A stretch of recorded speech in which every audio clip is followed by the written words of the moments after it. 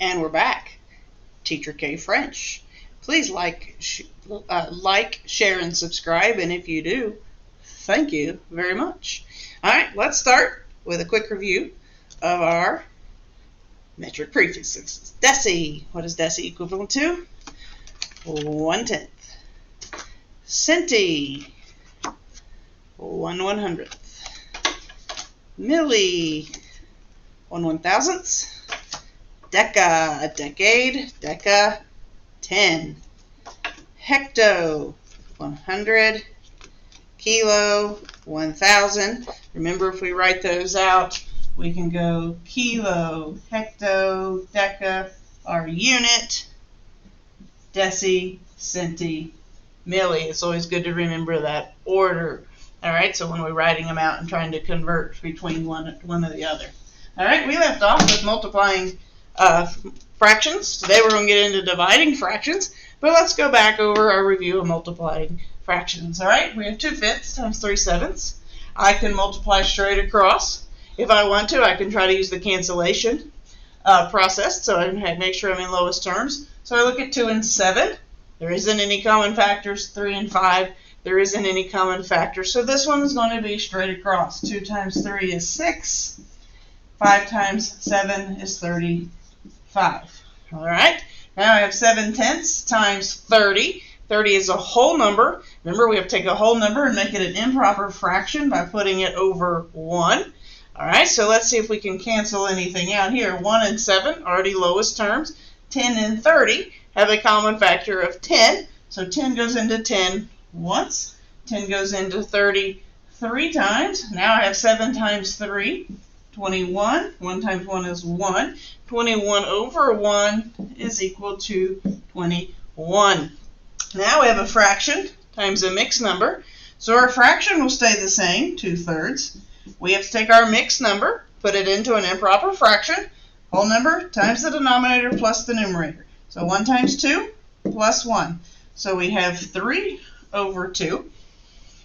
Now, we can cancel this 2 to 1, this 2 to 1, this 3 to 1, this 3 to 1, and I get 1 over 1, which gives me a whole. If I would have multiplied this one straight across, I would have had 6 over 6, and 6 over 6 equals 1. So that's, again, our quick review of multiplying fractions. Let's do some division of fractions. To divide fractions, you really need to be good at multiplying fractions, and you're going to see why here in just a minute. Here you have 4/5, and we're going to put divided by 8/15. Now, when we divide fractions, we have to do what's called an invert, which means flip upside down. When something is inverted, it's upside down. So we're going to invert this part. So we're going to keep 4/5, and if we invert division, that means we're going to flip it upside down. We're going to do multiplication. But if we invert that, we have to invert this fraction. So now I have 4/5 times 15/8. Do not change the first fraction. Only change the second one. And you need to invert it. So we invert the division sign to multiplication. We invert the fraction to the fraction. Now, our multiplication skills here. We can use cancellation. We can multiply straight across. But let's use cancellation. We have common factors of 4 and 8. 4 is our common factor. 4 goes into 4 once. Goes into 8 twice. How about 5 and 15? 5 is a common factor. 5 goes into 5 once. Goes into 15 3 times. Now I have 1 times 3. 3. 1 times 2, 2. That's 3 over 2, which is an improper fraction, which means I divide 3 divided by 2. 2 goes into 3 once. Multiply back. Subtract. I get 1 and 1/2. Let's do a few more. You see why knowing your multiplication of fractions is very important for not only multiplying, but also for the division process, because where we invert. All right, so you have 2/3. And we're going to divide that by 5/6 equals.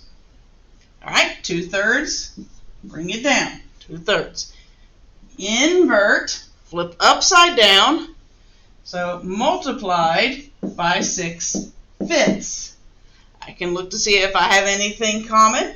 3 and 6 have a common factor of 3. 3 goes into 3 once, goes into 6 twice. 2 and 5 don't have anything common, so let's multiply. 2 times 2 is 4. 1 times 5 is 5. I would have 4/5. All right, let's do a couple more. What if we had 18 divided by 3/4? Okay, 18 is a whole number. We got to make it an improper fraction. That's going to be 18 over 1. Now again, we're going to invert this. So now it's times 4/3. And we do our multiplication. 1 and 4 are the lowest terms. 3 and 18 have a common thing of 3. So 3 goes into 3 once, goes into 18 6 times. 6 times 4 is 24. 1 times 1 is 1. 24 over 1 equals 24. All right, let's say we're going to divide by a whole number. All right, we're still using division. We're still using that rule. All right, let me pull up. Oh, let's try this one actually. Let's do 1 1/2 divided by 1 1/4. Now, these are both mixed numbers. First, let's change the mixed numbers to improper fractions. So 2 plus 1 is 3 over 2. Divide 1 times 4 over 1, 5/4. Our first step here is to change the mixed numbers to improper fractions. Now we're going to pick up with multiplying, doing this. So now we have 3 over 2 multiplied by 4/5. We're going to change the 2 to 1, the 4 to 2. I'm doing that because 2 is a common factor. 3 and 5 don't have anything common. So now we multiply across. 3 times 2 is 6. 1 times 5 is 5. 6/5. Improper fraction. You got it. What do we do with it? We solve it. 6 divided by 5. 5 goes into 6 once. Gives me 1 1/5. Excellent. All right, let's see if you want to do another one like that, if you want to. Let's do another one. So what if we had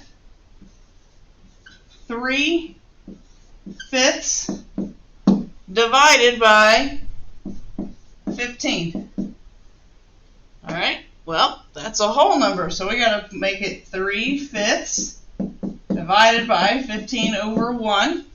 Now we have 3/5 times 1 over 15. All right, 1 and 5, already lowest terms. 3 and 15, 3 goes into 3 once, it goes into 5, or 15 5 times. Now I have 1 times 1 and 5 times 5. You would get 1/25. All right, let's go back to just the standard division. Let's just go back to a standard division problem here. Give me a second and I'll look one up here. All right, we have 9/10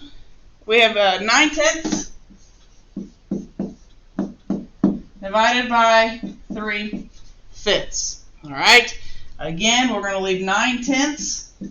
We're going to invert, flip it upside down.